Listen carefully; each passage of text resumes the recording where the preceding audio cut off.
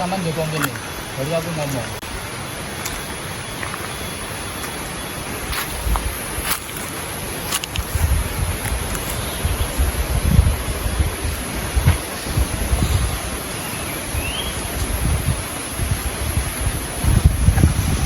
Baik,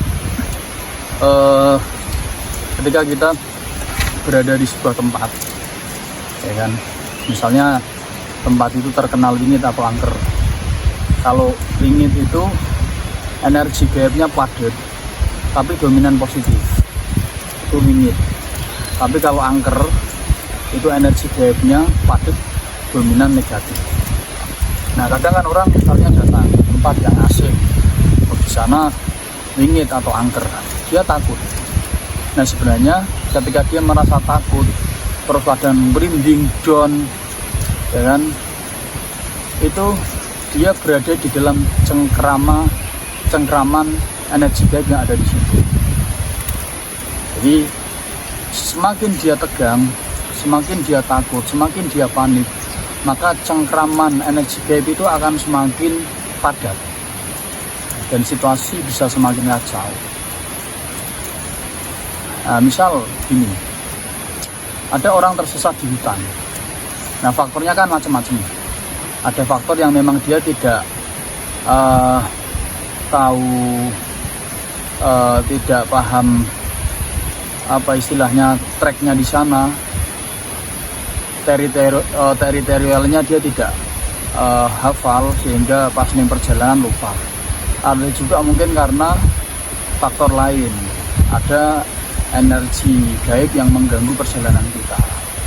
Nah, misalnya kita diselimuti atau digenggam oleh oyot nimang, jalan terus nanti ketemunya tempat itu lagi, jalan ketemunya tempat itu lagi.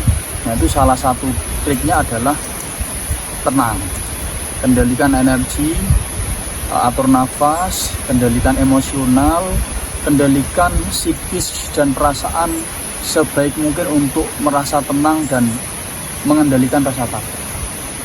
Nah, sampai ada orang lewat atau ada orang yang datang. Nah, ciri-ciri orang yang normal, ciri-ciri orang yang normal itu biasanya dia tidak menampakkan keanehan. Jadi ketika ditanya itu bisa menjawab sebagaimana mestinya.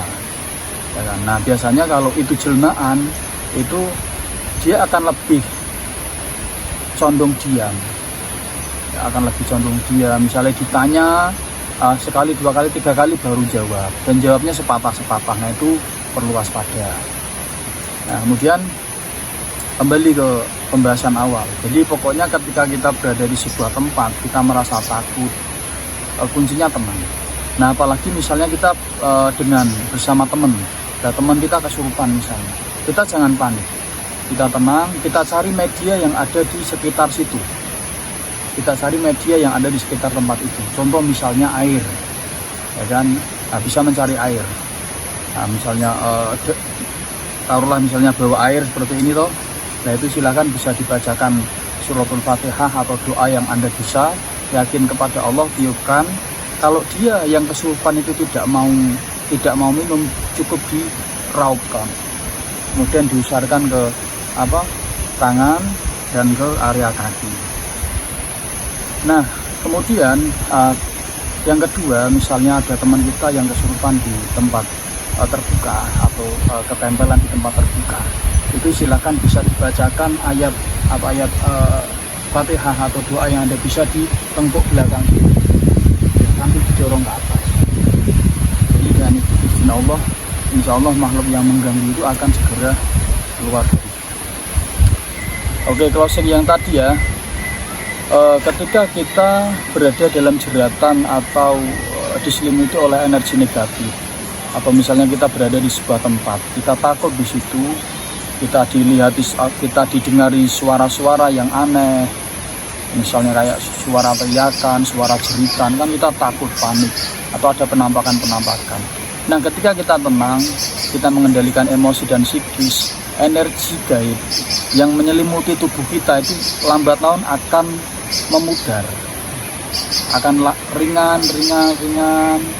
Nah, semakin kita bisa mengendalikan diri, semakin energi yang mengganggu kita itu akan semakin pudar, dan kita akhirnya energi bawaan kita bisa mengendalikan psikis kita, emosional kita, termasuk tubuh fisik kita.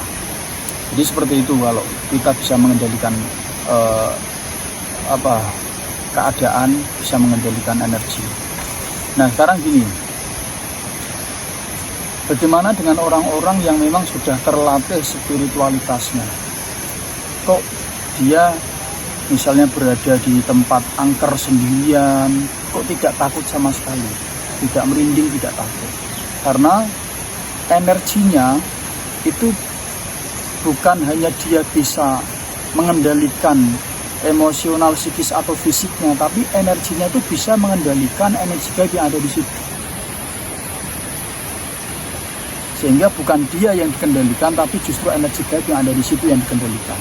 Yang pertama. Yang kedua, orang tidak takut itu karena dia tenang, hatinya bersih, dia berada di tempat itu tidak mempunyai tujuan apa-apa selain tadabbur atau tujuan positif.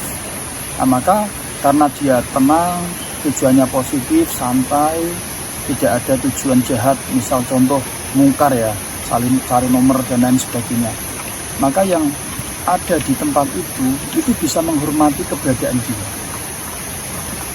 Karena kan aku sering nyampe gitu, ketika kita berada di tempat asing itu kita harus uluk salam seduluran, salam pas seduluran. Assalamualaikum warahmatullahi wabarakatuh, salam seduluran untuk sedulur-sedulurku yang ada di tempat ini.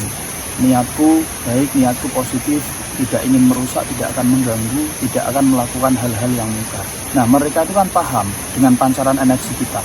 Ketika kita di situ jahat niatnya, kita paham. Kemudian misalnya datang ingin merusak alam, mereka tuh paham, gitu ya. Nah yang bahaya tuh kadang anak-anak senang bereksperimen, nah, nyoba-nyoba jajal-jajal itu, kalau tidak ketanggok pas energi kejam nggak masalah, aman-aman saja. Tapi pas misalnya delalah kenceng tempat wingit atau angker di sana, sebenarnya tidak boleh dibuat lawanan, itu yang bahaya.